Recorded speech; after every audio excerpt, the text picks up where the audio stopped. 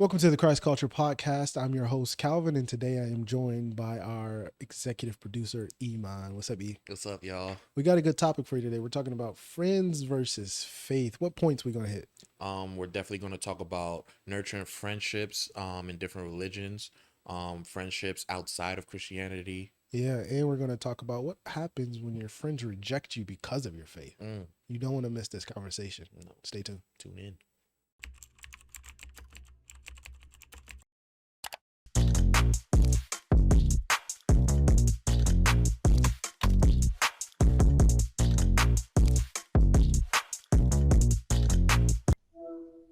My brother, what's going on? Chilling, man. Yeah. Chilling. Is this the first ep we did? Was just me and you? I think so. We've done one with three of us. Yeah. And then the three of us again. guys. And then all the guys. Yeah. This is the first one with just me and you. Yeah. Yeah. I think we should start by telling them how we met. Because we always say my brother. They don't know Right. any backstory. But is it the first time or like the second time around? Because the first time I had just like moved to the States for real. Yeah. That's true. So like that was like wrestling? Was it wrestling? It was middle school, right? Yeah, it was middle school. I was a seventh, you and eighth. Yeah.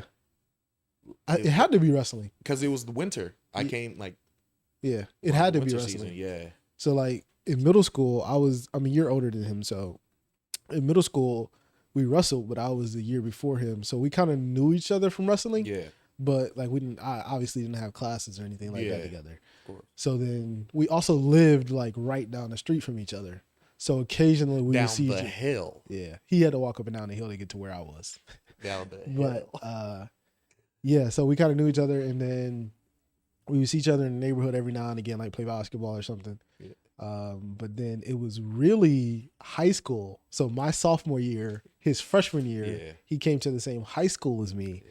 And because our wrestling coach, so our wrestling coach was a high school coach football at a high school, and he made us come there. Yeah, we had no choice, no choice at all. But yeah, so it was one day after practice, and because we live close, he just came out. Was like, "You think I can get a ride home?" I was like, "Yeah."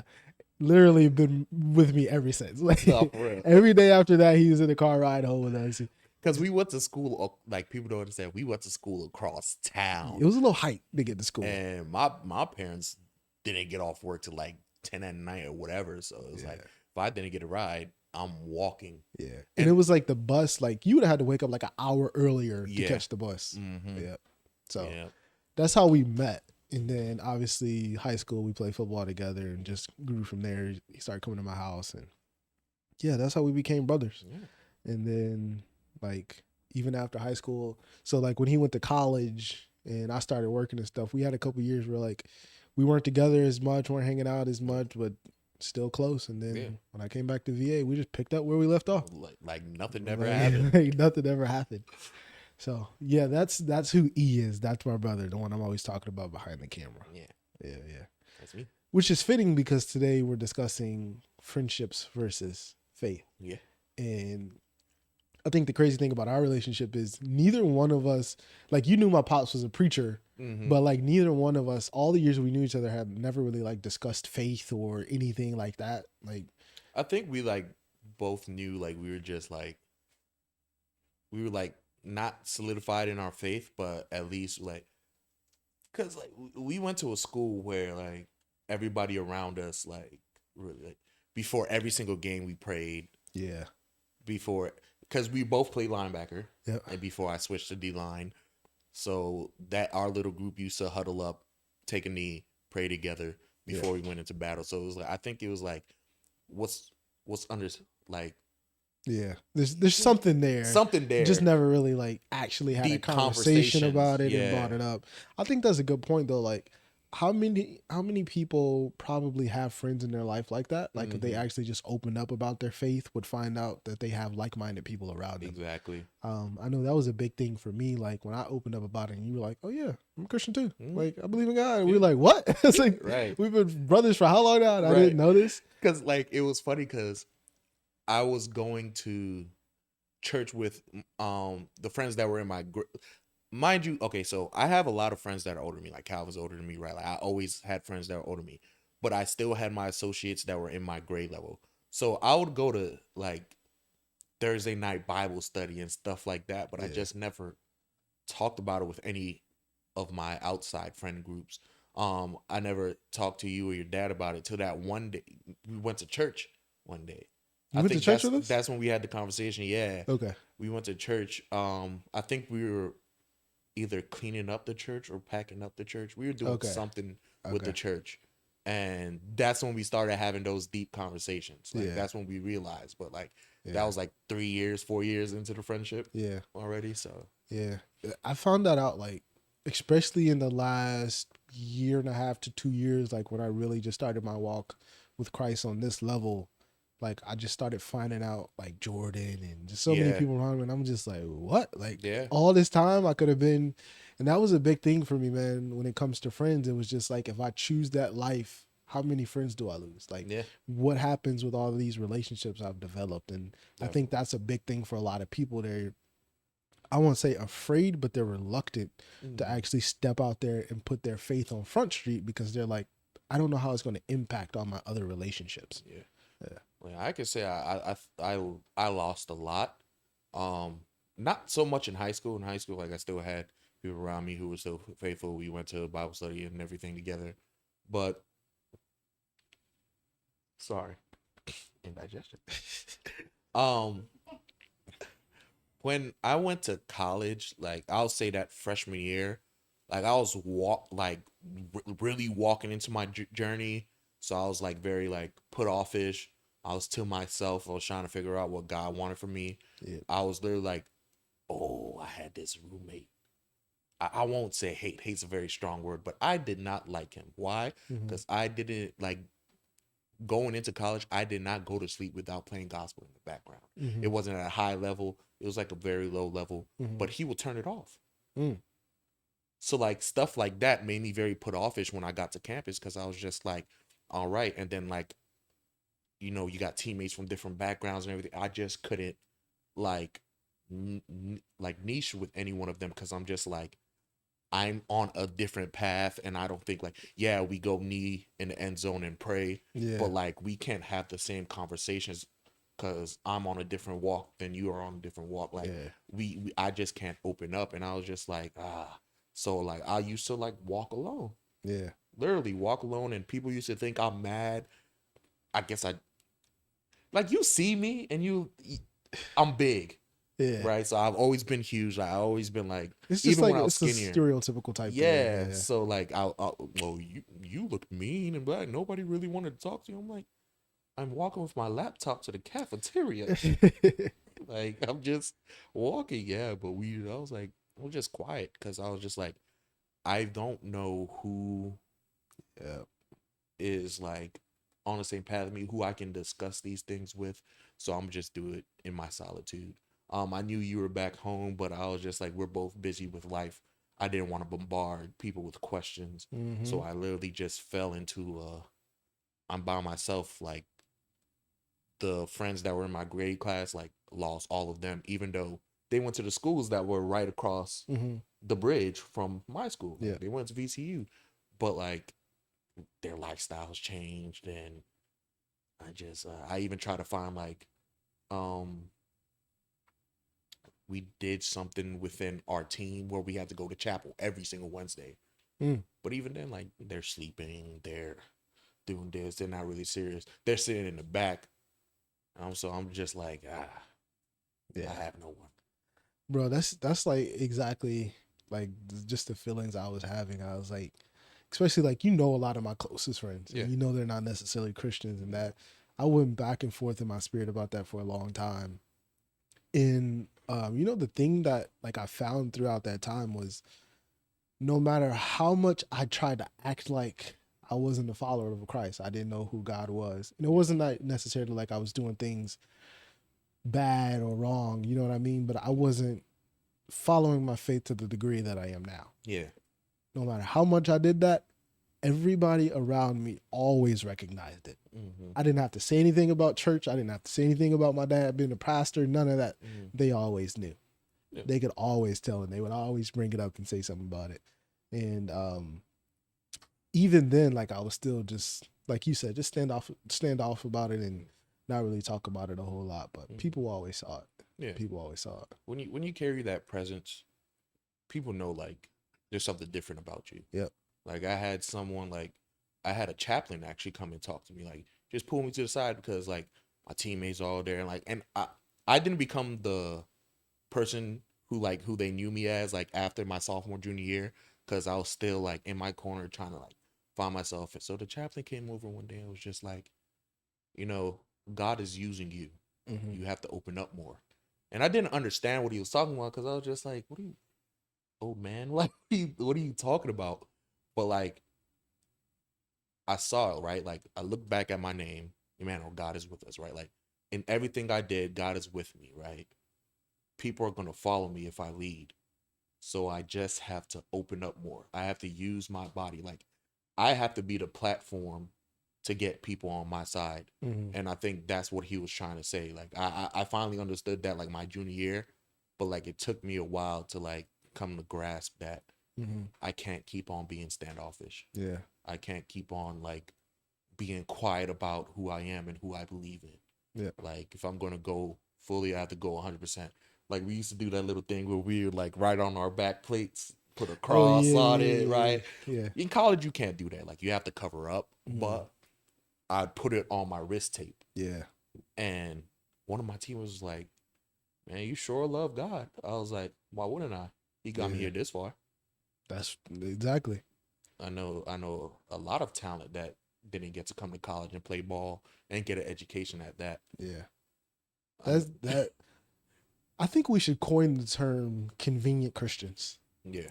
People who are Christians and followers of God when it's convenient for them. Mm-hmm. And I can admit that like I was like that for some time in my life. Like when I was at church traveling with my dad, I was the PK, I was the pastor. I was in church, I was listening, I was following, I was playing the drums. But when I would go to school or hanging out with friends, none of that existed. Mm-hmm. And I just didn't want it to, because I think a lot of it at that time was like, I just want to be a kid. Like, I don't want to worry about that stuff. I don't want to get into all that, whatever the case is. But I think I was being a convenient Christian, like just when it was convenient for me, or when I was going through something and all of a sudden I wanted to call on God and ask him to help me out of a situation. And I think that's very dangerous because, God's like, okay, why are you only coming to me when you need my help? You know what I mean? And I kind of had to, much like you were talking about, get to the point where it was like, I don't really care what other people think. I don't really care what other people are doing or saying. I'm going to do what I want to do and what I believe in. I'm going to speak out on it, and let people's opinions be whatever they're going to be, because they're going to say what they want to say anyway. Right. Yeah. I had to really, really get to that point. Yeah. Yeah. And it takes time, but like once you get there, like everything just opens up. Like your vision just like opens up. Yeah. You see who's really for you, who's really with you, who's really against you as well. Mm-hmm. And I think that was really important in my life to know who's really for me and who's really against me. Yeah. I think that's really like what made my relationships stronger as I started to grow up. Like having those conversations made me realize, okay, that's why you act like that, or that's why I act like that, right? It's great to have those conversations and not be fearful, because like if you lose that person, it was meant to be. That person wasn't supposed to be in your life. That person not going to help you grow spiritually. It won't help you grow mentally. It might not help you grow intellectually. Yeah. So let's talk about those relationships with those friends, because if you're going to have, I think with any relationship, friendship, intimate, like whatever it is, you have to work in like, I guess, cultivate those relationships. You know what I'm saying? Constantly putting effort into them. So like, how do you put that effort into friendships that aren't necessarily of the same faith as you, especially with individuals like us who are so strong in our faith?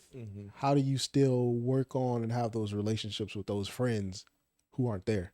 So I'll start off with friends who are of different faith-based religions, right? Like I have a lot of friends who are Muslim. I have a lot of friends who just don't believe in God. Well, I'll say a lot of friends, associates, associates. But I have to understand, right, that as they walk in their journey as well in their religions, they are still trying to learn themselves. They are still trying to learn um what they need to learn.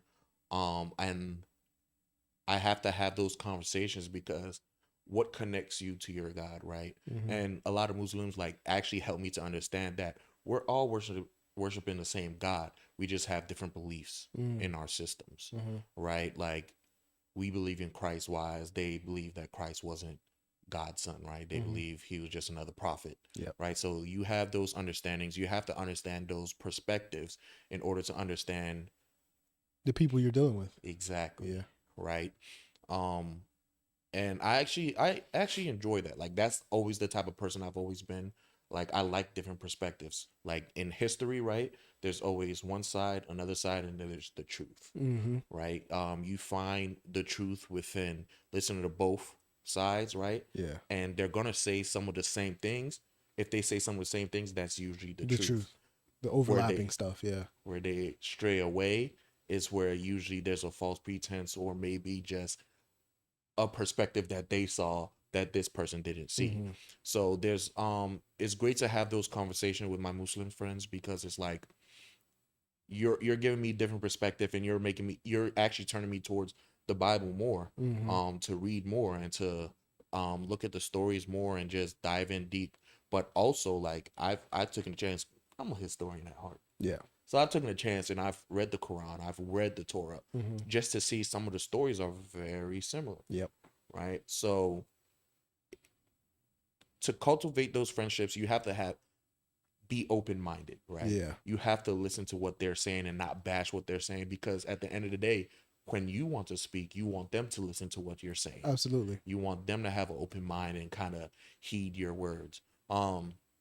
I find it that yes, we are worshiping the same God. Mm-hmm. We just have different beliefs on how we worship our God. Yeah.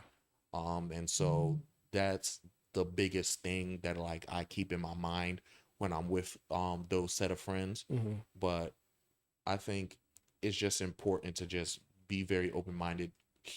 Listen to what your friends say. Don't bash them upon it. Mm-hmm. If you disagree, let them know that you disagree because it's okay to have opinions. Yeah. I think you hit it right on the head. Like the pastor at the church was just talking about in a series, he was talking about where um, one group of disciples or followers were kind of going with Judaism, which is like the Mosaic laws, Yeah. the old stuff, the, circumcision, Mm-hmm. versus the way is what they called it.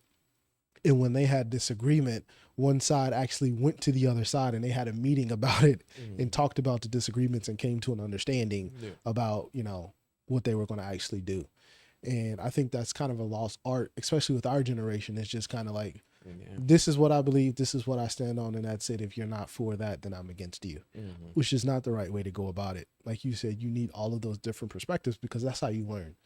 And another thing that you said, when you were talking about how it actually pushed you to want to go study further, I think that's like a really big point because even though you don't agree with their beliefs, even though you have another religion, like whatever the case is, they're going to push you and ask you questions about your religion and your faith and why you believe in that. All these things that you will never research or think about on your own. Like you need that to actually deepen your relationship with God because you'll find yourself like, why do I believe that? Like, where does it say that in the Bible? Right. Like, what were they talking about? Right. And it'll help you grow. Yeah, but dealing with those people, like your Muslim friends, right? How do you be in those moments without judging? Because especially as a strong man, when you have a strong belief, that's your belief. And it's hard to hear somebody else's words coming in and not just be in your head, be like, no, that's wrong. That's not right. Like without judging them. I know you said be open-minded, but you got to go a little bit deeper than that. It took me, I'm going to tell you the truth. It took me like a long time to let my intrusive thoughts not win. Like, I think I almost got into a fist fight with one of my Muslim friends because like he was just talking. I was like, bro, you smoke and drink. You're not supposed to. What are you talking about? And like we really got heated. And this like blah blah blah. You eat pork and you're not supposed to as a Christian. I was like, where does this say that? So like we're going back and forth, and like our ignorance is just like got the best of us. But like I think like that made us both like part ways and go back into our guides. Right, that's what we call our Bible, the Quran, the Torah. Went back to our guides to research more, and like understand like that part. Like I went on Google, I was like looking, went back to the scripture, like reading, and then I like came back. I was like, I understand.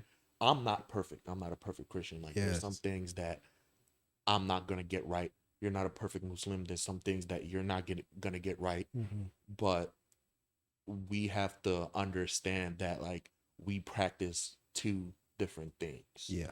We might serve the same God, right?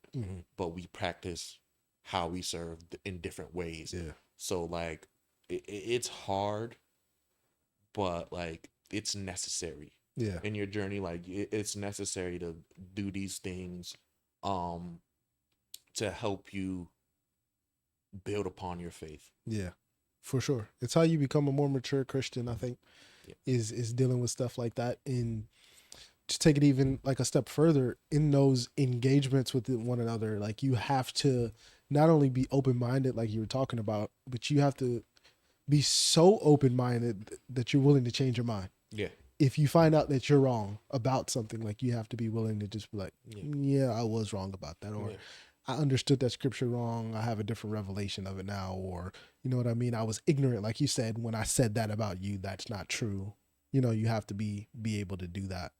But yeah, having those conversations without judging is it's so hard. It's a whole different ball game. I'm not even supposed to judge. Look, like I'm not supposed to judge you. Like, right? We all have a judge. I'm not supposed to judge you. This is something I'm working on. Yeah. You're not supposed to gamble, but you still gamble, right? Like, like and that's the thing. You can't do the whole tit for tat thing. Right. It's got to be like, and I think, man, if I'm just being honest, I think a lot of it don't even matter. Like, I think if Jesus came back today, he'd be like, half that stuff don't even matter. Do you love me? Right. Are you trying to be more like me every day? Or are you just convenient? Christians. Right. Yeah, and that's kind of like what we were talking about last week with the whole religion versus relationship thing. Yeah. It's like we can get so wrapped up in the religious part of everything. It's just like, do you love God? Right. Are you trying to be more like Jesus every day? Okay, then all the rest of the stuff we can talk about, we can work out. But that's what actually matters. Yeah. And I think even beyond like this topic, I think that's one of the issues with a lot of different issues that go on in the world today. People get so caught up on all the stuff surrounding the actual issue that they don't address what the actual issue is in the first place, and they end up in the same place. So yeah, I think just trying to get rid of all the fluff and get down to the middle of what's actually going on when you're dealing with those friends who are different than you in your faith. I think that'll help. Yeah. Right. Yeah. I agree. Yeah. So we both have a lot of friends. We both been dealing with them for a long time. Talk about your encounters. Like, have you ever found yourself trying to convert one of your friends that wasn't Christian or that didn't have your beliefs, and how did that actually go for you? So never try to convert anybody, because I wouldn't want anybody to try to convert me.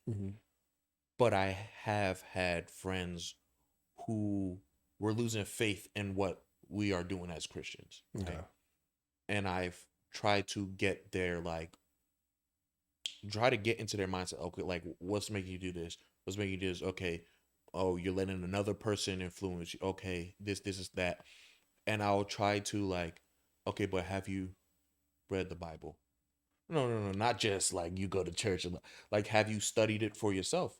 Let me ask you, when you go into a trigonometry test, are you just gonna listen to the teacher's lectures and say, okay, I'm ready? No. Yeah. You're gonna go back into your notes. You're gonna study something you're not understanding. You're gonna focus on that part a little bit more. Yeah. You might go to an outside source to bring in more information to help you better understand it and digest the knowledge that you need to prepare for the test. It's the same way. Have you studied your Bible? Yeah. Have you had a conversation with God? Yeah. like not just talking emptyless like at him. Like, Mm-hmm. have you had a conversation with God? Yeah. Like, I'll sit there like, and everybody thinks, oh, like, oh, our Father who are like that prayer. Like, No. no, like I'm sitting there like. I used to come back from practice, and my roommate would think I'm weird. Like he's in the room, and I don't care. God, I had a hard practice today. Like, and he's like, "Who are you talking to?" So I'm talking to God. And then I go back into it. Like I used to have conversations with him, and I might not get an answer there, but I've spilled out everything in my heart, and I get it in my dreams. And he will I reveal it get to it. you. He'll reveal it to me. Are you having conversations like that? Yeah. And 9 times that person, specific person I'm talking about, was just like, nah, like I've never went that deep. Yeah. I was like, so how can you say that you're tired of this, right? You're tired of walking this way, you're tired of this faith, you want to go to a different religion, or you want to just give up God, and you haven't done you haven't taken the necessary steps to get closer to him. Absolutely. Yeah, man, that those different perspectives are so necessary. Another thing, like you were asking, do you actually read your Bible? I think too many of us read our Bibles and we take the first revelation we get and we run with it. Mm-hmm. We take the baton and we just take off running. Yeah. And the Bible is like an onion. It just has Layers. a bunch of layers to it. You can read a scripture one day and 10 days later it means something totally different than you read before. So like you have to stick to it and you have to continue to go back to it and read it and study it. Like you were saying, go in depth, ask God for revelation. God will give you different revelations about different things at different parts of your life. So like you have to continue to go to him. You can't just get one revelation, take the scripture and start repeating it and running with it, and that's it for the rest of your life. No, like you have to spend that study time. You have to spend time in his presence with him so that you can understand him. If you don't, you're gonna be in a world of hurt. It's like the same thing with like the old laws, a lot of the old amendments and stuff. You know this as a historian. They were written in a totally different time, and we're trying to apply them to 2023. It doesn't work that way at all. That's not how it works. That's another thing about knowing the context of the Bible. Like when you're actually reading, you have to understand how is this meant to apply to the people it was written to and about at the time that it was written. Yeah. Because it doesn't mean the same thing to me in 2023 that it was written to them whenever. Yeah. So yeah, you're right. You definitely have to spend that time in the Word. Yeah. And then, you know what's another thing I hate though? Like, I love Instagram. Don't get me wrong. But these reels kill me, right? Because the reels, right? Mm-hmm. It'll be like a pastor preacher or anything, and they pick out the best part of that sermon, and to them. Yeah. And people take that word and like, oh yeah, like, and try to apply it to their life. You didn't hear the rest of the sermon. There's more to it. It's no context. Please, please go back and try to, like, anytime I see, like, I send you videos and I'm like, oh, that's bars. I try to go on YouTube and try to find a whole full video because I want more context. Yeah. Like I know there's more delicious things that he added into it, right? Like a lot of these sermons are dissertations, and like a dissertation is very long and thoughtful. Yeah. And there's things that are added on to the specific topic to make it stronger and stronger. It's not just that one good part. That one good part is supposed to pique your interest, like, oh. Yeah. It's supposed to call you to the source is what it's supposed to do. I want to know more. Yeah. What is this about? Okay, now that I know what this is about, like, tell me the little specific details. Yeah. Right? Like, so I'm just like people see these messages and they just stop right there. Like, no, dive deep into this. Yeah. You know the thought I just got? It's kind of a weird thought, but I think in a way we're all like reels. Each one of us. Yeah. We're like a reel for the kingdom of God. When people see us, they see a small clip, and what it's supposed to do is the way that you're living is supposed to call people into the source. Like, let me go find out what that is all about. I see what you did there. Let me go find out what this clip that I'm seeing is actually about. And like the same danger with actual reels is people see it and they start making all sorts of judgments about the kingdom based off the reel they saw, instead of going to find out about the actual source. Exactly. Yeah.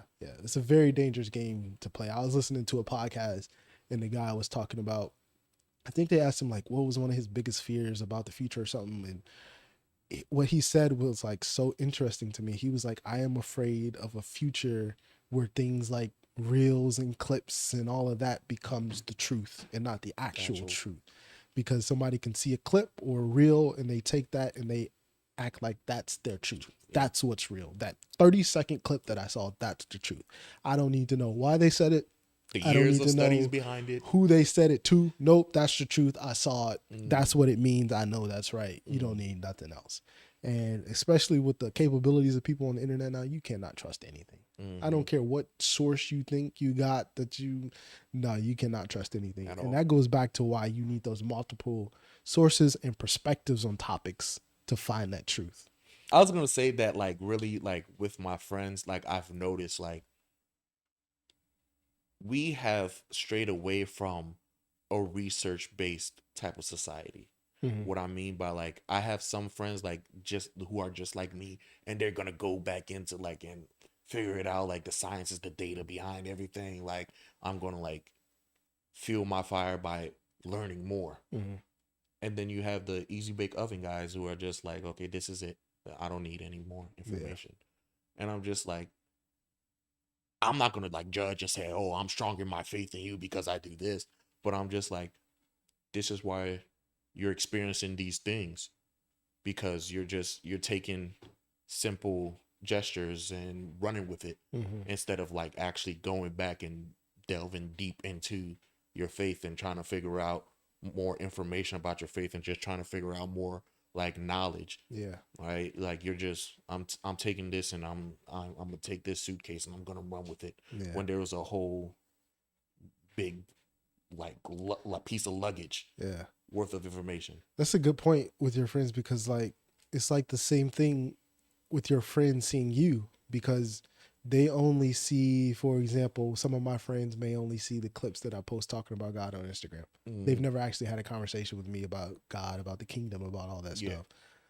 So they're only seeing those small clips. And the fear is that that becomes their truth. That's what Christianity is. That video that I saw of Cal talking about God, that's Christianity. That video that I saw Cal talking about something that he can't do because he's a Christian, that's Christianity. And that's like a dangerous game to play, because now they have a false idea of what something is, and then it'll close them off to actually finding out the truth. Right. Yeah. Like, go and find your own truths. Don't base your truths all based off of somebody else's truths. Yeah. Right. Like, we all have, like, our own lives.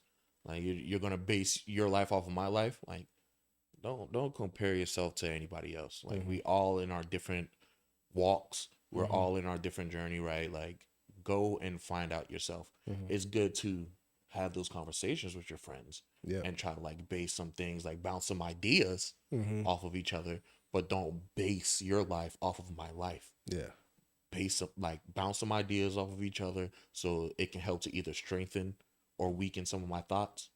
But don't base your whole entirety, like, on my life. Please don't. Yeah. Do you think you're at a point in your life where you find yourself rejecting possible friends or acquaintances because they don't share your faith? I'm at a point in my life, like, at one point I was like, Drake, no new friends, right? You can't, you know what I mean? But I'm at a point in my life where God's going to bring people into my life, and I just have to, how can I say this? I have to sit back and watch how our relationship flourishes, right? Like, are you pouring into me as much as I will pour into you? If not, I'm not going to waste my pour. Yeah. Like, I'm not going to waste my pour. I've done it too much. I've wasted my pour. I've wasted so much on people. Yeah. And I never got that pour back, right? It's the battle of attrition. Right? So, like, if you can't pour into me as much as or even close to what I'm pouring into you, because I'm going to pour a lot. Everybody knows I'm a big presence. I'm going to pour a lot. Yeah.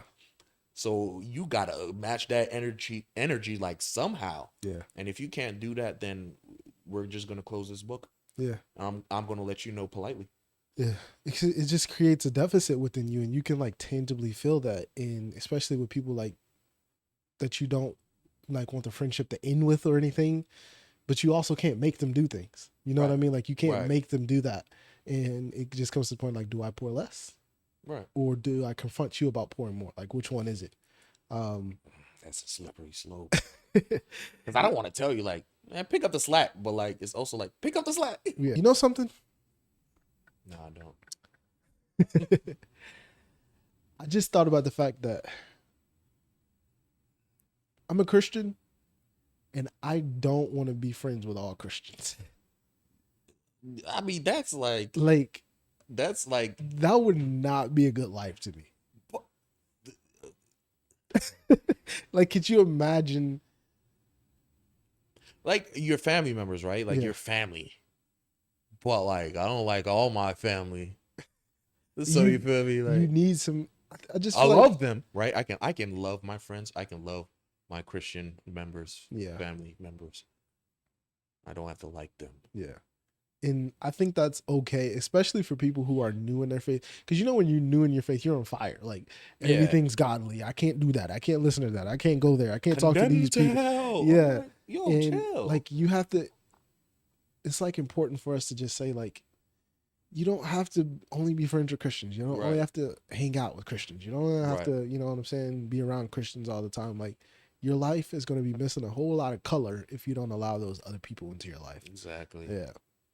And I think that's why it's so important to, yes, you have to use discernment about those friendships, but at the same time, you also got to understand, like, which ones do I hang on to? Even if I can't be as close to them, I still need to have them in my life. Yeah.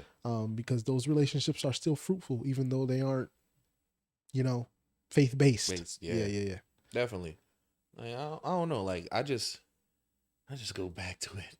And I'm just like, while I was walking in my faith, like starting out my journey, like you just have those Christian friends that are just like, you're doing a lot right now. Yeah. Like, if you don't do this, you're going to hell. If you don't do this, I'm like, please. Yeah.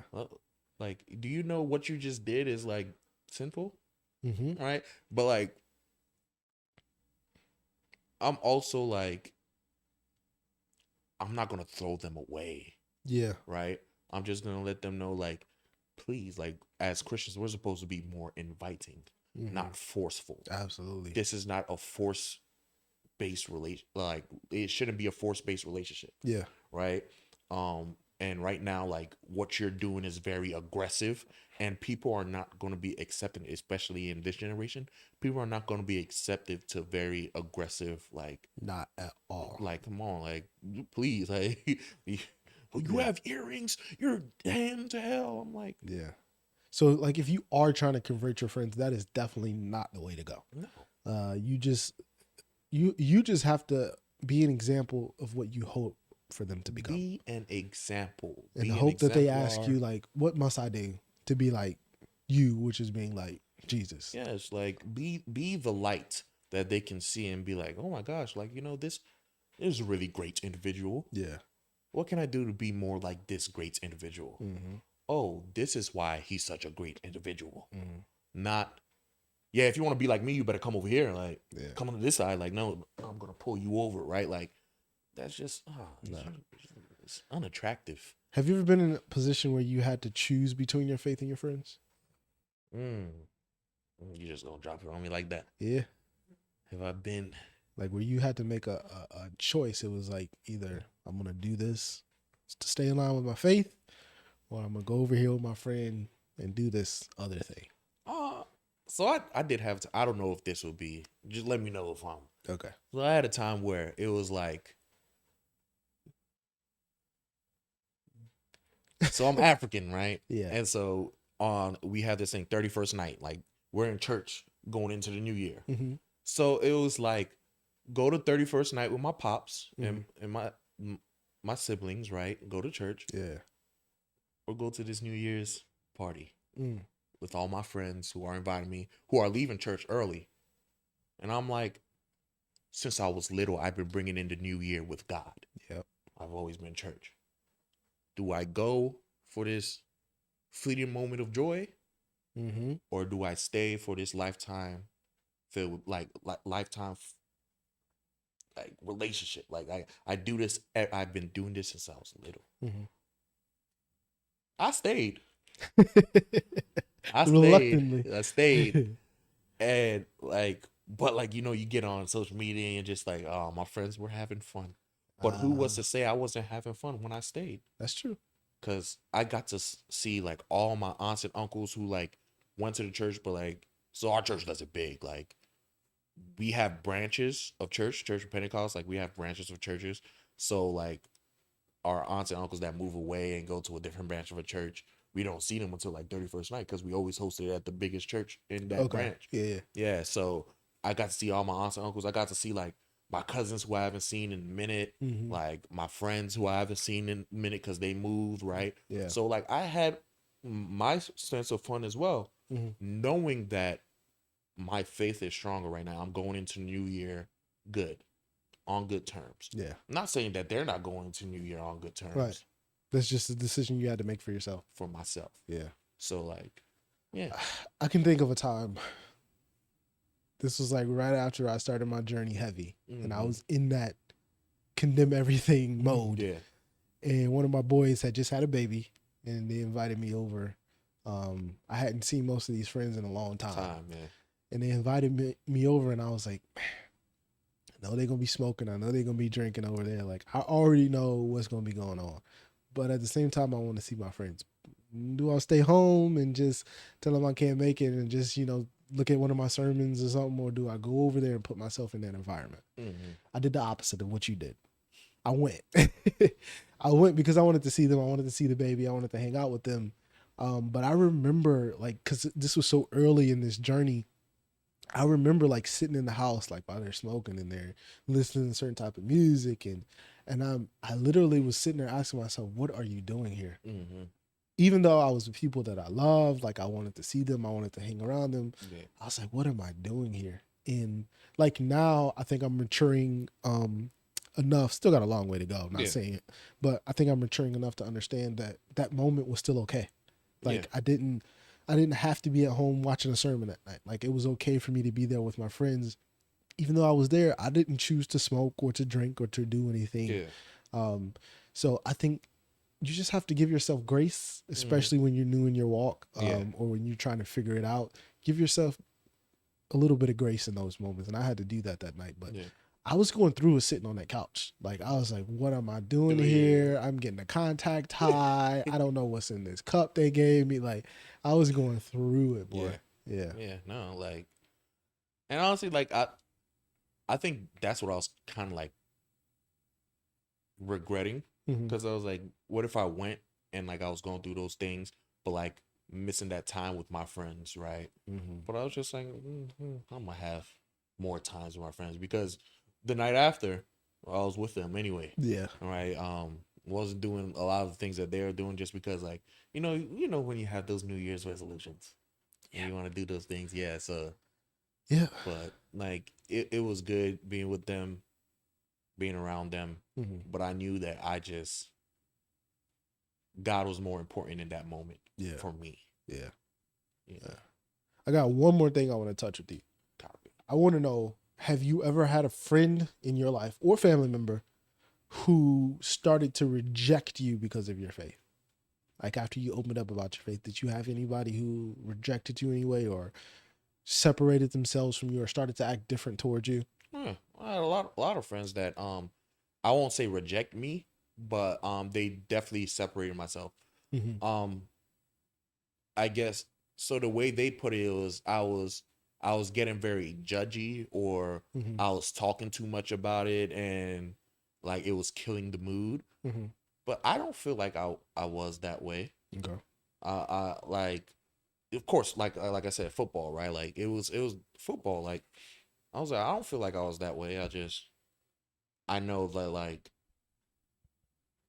I'm going into battle. Like I'm like, you know how football is. Like I'm going into battle. Like I know God got my back, and He's got your back. Like I'm like doing that type of talk, thinking we're in the same. But I guess it was too much for him, or whatever he was dealing with at the time. So he said, yeah, I kind of like, because of what I was going through, I kind of like put you to the side and like started being around you less, because you were like just being too much. And again, that was when I was heavy at the start, but I don't think I was like, oh, you're going to hell if you don't do this with me. And I think I was saying like a lot, like bringing God into a lot of topics and situations, and maybe for him at the time it was just too much. Yeah. So yeah. I won't say that I had anybody necessarily like just outright reject me or stop talking to me or anything. What I will say is I had some people like, how can I say it? Trying to throw shade in like other smaller ways, like making comments like, "Look at you on TV now talking all proper." Right. Like, first of all, I talk like this my entire life. Right. Like, just because I didn't talk to you, don't mean that. Stuff like that. Like, Yeah. and I can tell that my faith made them a little uncomfortable. So they were just kind of, they didn't know how to deal with it or respond to it. So it came out in different ways. But I don't think I really had anybody reject me. Yeah. A lot of the people who I thought might separate themselves from me actually did not, which was very surprising to me. I guess that's just a testament that I have some decent friends in my life. Right. Yeah. Right. Yeah. So I think the ultimate moral of this whole thing is you can still have friends and still follow your faith. They can exist at the same time. Definitely. Even if your friends don't share your faith. Yeah, definitely. Yep. Definitely. Find that balance. Yeah. And run with it. All right. This segment of our podcast is called Questions from the Audience, where we take questions from social media. So you can go on YouTube or Instagram and drop some questions that you want us to answer, as well as some questions from the people in the room with us today. Our producer is actually sitting next to me today. So our secondary producer and quality control is going to handle the questions. Tay. All right. Can you guys hear me? Yeah. Yes. Okay. So the first question is, how do you find the balance of hanging out with friends who are not of similar faith and staying strong within your own faith? So I think we kind of like discussed this earlier. Yeah. Like, again, just being open minded, right? Like, don't be too like judgy. Be open to hearing different perspectives. But also letting them know, like, with love, like, you're gonna share your opinions as well. And in order for our friendship to coexist, like, you got to hear my opinions, and I'll also be open to hearing your opinions.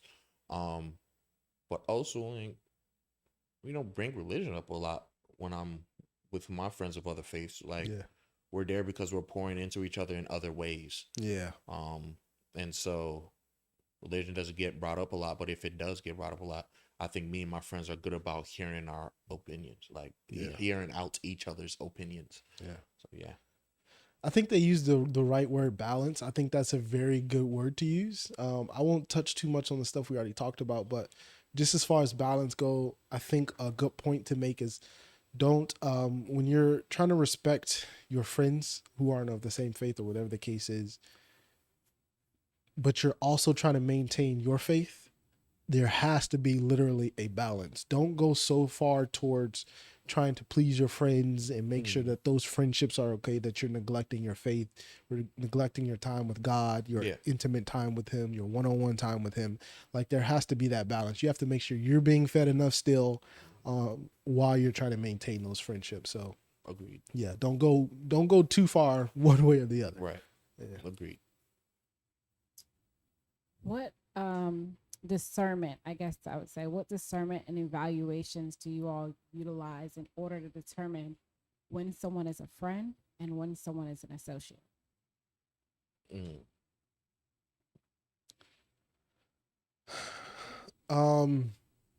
Usually the main marker for me is reciprocity. How much am I pouring into you? Are you pouring anything back into me? I don't want friends who just take, and they don't give. That's not a friend to me. You can be an associate in that case. We can have small encounters. So I would think for me, the biggest marker is just reciprocity. I think true friends pour into one another in different ways, at different times. But I think there's give and take from true friends. Yeah. I agree. This my mathematical equation for this, right? My associates are working to be my friends. My friends are working to be my family. Everybody knows I love hard. So once you make that family stage, like, I'm going to give you the world. My friends, I'm going to give you a smidget of the world. My associates, I don't know you like that. Right? We getting to know each other. But yeah, like, that pour in factor is very big, right? Um, when you're in that friend stage, you're pouring in like a lot. We're pouring into each other. That leads gets you into the family stage, right? And that's why I say I don't really have a lot of friends. I have like more associates because you don't stay in the friend stage for long because I'm gonna make you family, right? Um, it's very important to know that like it will come to you. You'll know. Yeah. You'll know when someone's just a friend and when someone's an associate. Like it's there. You just notice like they're doing a lot of things that other people don't do. Like I can come to you with everything, and I can trust you with those things. But like I said, like then if I do that, like you're not in the friend stage anymore. Like your family. I'm not telling my associates my business. Next question. So you guys hit on all the questions that we had. Oh, you Oh. did? Yeah. Well, I got a question for you. We've used this term pour in a lot during this conversation. Yeah. Can you just tell me in your words, like what it means for somebody to pour into you? When somebody is pouring into me, they are supporting me in everything that I do. Whether it's when I was playing ball, academics, right? Like you're supporting me and assuring me that I'm doing great, even though like I'm still going through a tough time. They've got my back and they support me. They're here. If I need anything, you need to talk, I'm here. You need to you haven't eaten, let's go grab a bite to eat. Like gotta make sure you fed so you can keep on doing what you do. Like you're there. Like you're there. Like if I am going to fall, you're gonna be there to catch me. Yeah. Right? That's pouring in. Like you like every step of the way. If I turn my head, you're there. Yeah. Right? Like if I look up in the stands, you're there. Right? Even if you're like remember how we said I went to school, we were far away from each other, but we came back and picked it up like I knew no matter what, when I came back, you were gonna be there. Period. And if I left, when you came back, like I was gonna be here, right? Like Period. that's what pouring in is to me. Like you're there every single step of the way. Yeah. Any more questions? You want to answer your own question? It's okay. Oh. He don't gotta answer his own question. He don't want to answer his own question. Was that the question? Do you have a question? Oh, that's your Ask your question. So I was gonna ask, so as young adults, you guys have very busy lives where you're moving and shaking. How do you all support each other in giving friends grace and making sure that they're pouring from their overflow and not consistently emptying their own cup? I think that kind of, for me, that kind of goes right into like how I would have answered the question, what is pouring in the first place? Number one, you have to have, much like she just said, overflow. You have to have enough in your cup to pour into somebody else's cup. And only two people know if you have enough, you and God. So that's kind of an evaluation you have to do for yourself. Am I in a position to actually be pouring right now? Yeah. And right along with that, I think when you are pouring, like literally pouring into somebody, like my definition would be when you pour something into something else, the point is to fill it up. So in order to fill somebody up, you have to know where they're empty. Yeah. So you have to discuss with them and find out in what areas of your life are you filling low so that I can help you fill up. And I can tell you if I can help you fill up in those areas. If I'm incapable, then I can let you know that as well. So yeah, I think it's important to do that evaluation for yourself. The only way to do that is just to sit down and really take a look at all the areas of your life where you need help, where you need to talk to somebody, where you may just need time, like whatever the case is, you have to be honest with yourself about those things.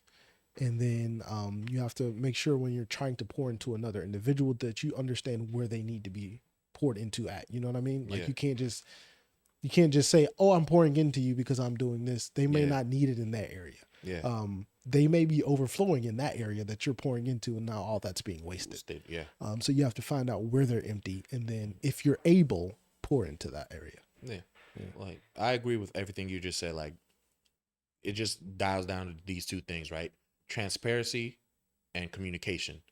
Like you have to be transparent with your friend. You have to and just have that communication. Like we're gonna be busy, Mhm. but I'm gonna make time. Like here, like we need to have a talk, right? Yeah. I know you're busy, but we need to have a talk, right? Like Yeah. so it's good to have um those moments where you talk to your friend and you're just like, man, I haven't seen you in a minute, but Yeah. I'm going through this, I'm going through that. This is what's happening. But like I'm gonna look at my schedule and let's look at your schedule and let's find a time to like actually like do what we need to do. Yeah. But yeah, if you don't communicate, yeah, I feel like that's with every relationship. Um, with my mom, my dad, like everybody, right? Like I have to be transparent and communicate that with everybody. Like we're Yeah. gonna be busy in lives. I still love you, and I still want to have a time to pour into you. I'm going through things right now. Yeah. Having that transparency, they'll be able to pour in how they want to pour in. Hmm. When they're transparent, you'll be able to pour in when you can pour in. Yeah. And I think that's just the key to maintaining strong relationships. Yeah. Any other questions? As men and friends, do you all feel that you have that conversation authentically enough? Um, I'll even take the man part out of it. I don't know that I have those conversations with other people Mm-hmm. enough in general. Like Yeah. not even just as a man. Um, I know I'm getting better at it because I know there was a time where I didn't do it at all. So I Mhm. know I am progressing. Yeah. I don't know if I'll ever get to a point to where I feel like I'm doing it enough. So I'll just say the answer to that for me is just I am progressing. Yeah. Yeah. Um, took me a while. I learned a lot of it in college. Time management, like it's not just time management with everything you do socially, but like time management with your loved ones as well. Mm-hmm. Um, communicate. I do still feel like I need to build upon it, like and do better, because I'm just like my family knows me, my friends know me. I'm busy. I'm doing a lot. Mm-hmm. I'm in law school. I'm teaching. I'm running businesses, like or helping to run businesses. Like I'm doing a lot. So they should like know. But I have to understand like no, they shouldn't know. Like talk to them, let them know. Mm-hmm. Like actually let them know. Come on. Like you would want for them to let you know, right? So yeah, we all could do better at those things. Is that it? You And got that something else? concludes our question. Those are the questions for today. Those are the questions, and that's our episode. You thought. He trying to get out of SOS. We ain't gonna let him out. This segment of our podcast is called Subject on the Spot, where we give you a topic and you have to do a 60-second sermon on it. And this season, we are adding in little twists. You have to do your sermon, but you're going to have a topic and you're also going to have a word that you have to use during your sermon. So, Tay is going to give us our topics and our words for today. And I you just want to want go first? Or you want I to just want everybody to know that this is about to be horrible. I just want y'all to. I'm not good. have at some this. confidence. I have confidence in me not being able to do this. I do have confidence. What are you talking about? Like, I can't do this. Like we failed Okay. every single time. As a matter of fact, I'm going to volunteer Julian and Bree to give us topics and words. They've been quiet today.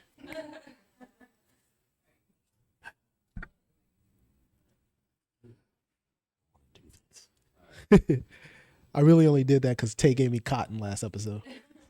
You're forcing me to do All right. this. The topic is Wait, who's going first? You want to go first or You second? going first? You want me to go first? Now I want to go first so you can say topic the. is cloudy weather, Cloudy weather. and your subject I can hear. I think that. Okay. Yeah. and your subject is lemons. Cloudy weather and lemons. Oh, man. You know I got this. I got this. Okay. Go ahead and start the timer. See, because everybody's heard that phrase, right? When life gives you lemons, you make lemonade, right? So at times you're going to have a lot of cloudy weather, right? You're going to have a lot of things that is going to down, like put you down, like a lot of obstacles that are going to be in your way. But you're also going to have a lot of opportunities to help you pass those obstacles. And you just going to have to like dig deep and just use those opportunities to help you find your way. I don't know where I'm going with this, but I know that God is going to help me in my rainy days because God's going to help me in my rainy season. God's going to give me the lemons I need to make my lemonade. See, God's going to be with me every step of the way because my God is a mighty God. My God is an awesome God. My God is a great God. Amen. Hallelujah. We will now be passing the collection plate. Put the Cash App up on the screen, Julius. You can send it level for E. Oh, man. All right, Bree, what you got? All right. Your topic is construction site. Okay. Your word is chocolate chip. What? Instructions. Oh man. These get harder. Okay. I'm glad I. They just give the team just gives me no slack anymore. They're like, you done this enough. You think you good? Go ahead. All right. So, Yeah. Our life is like one big construction site. You got a bunch of different areas on a construction site where things are going on, and you're out there working all day, every day. When you wake up in the morning, you clock in and you clock out at night. You're out there in the heat and the sun and the snow and the rain, and you're working and you're trying to build this thing called life. And the only architecture blueprints that you have is the Holy Bible and God. And you're out there all day on this construction site trying to build up your life, following this guide, and you can't even read and you don't know what to do. And you have these moments where you just fall apart and you just want to sit down and have some lunch, and you open up that pail and you got a sandwich in there and you got some juice in there and you got a chocolate chip cookie in there, and you just want to sit down and eat and do nothing. But God is calling you to stand back up, flip those blueprints around, try again, and build back up your life to what it's supposed to actually look like. if you think, no, like, I want y'all to understand how hard SOS is. So like I am imploring, right? Send us videos. Call it the SOS challenge. Yeah. I'm challenging you, Yeah. our audience. Get somebody in your house to give you a topic and then do a 60-second. Come on now. Don't be on the internet doing research. Don't be looking up stuff. You got to do it off the top of your head. God is watching you. I just want to let you know God is watching you. Yeah. Okay. Yeah. So please actually take this challenge serious. Yeah. Thank you. And this has been our episode on friends versus faith. Thank you to E for jumping in and helping us out today. And thank you for always letting me hop in front of the camera because I like to hide behind it. Yeah. That's our episode. Peace.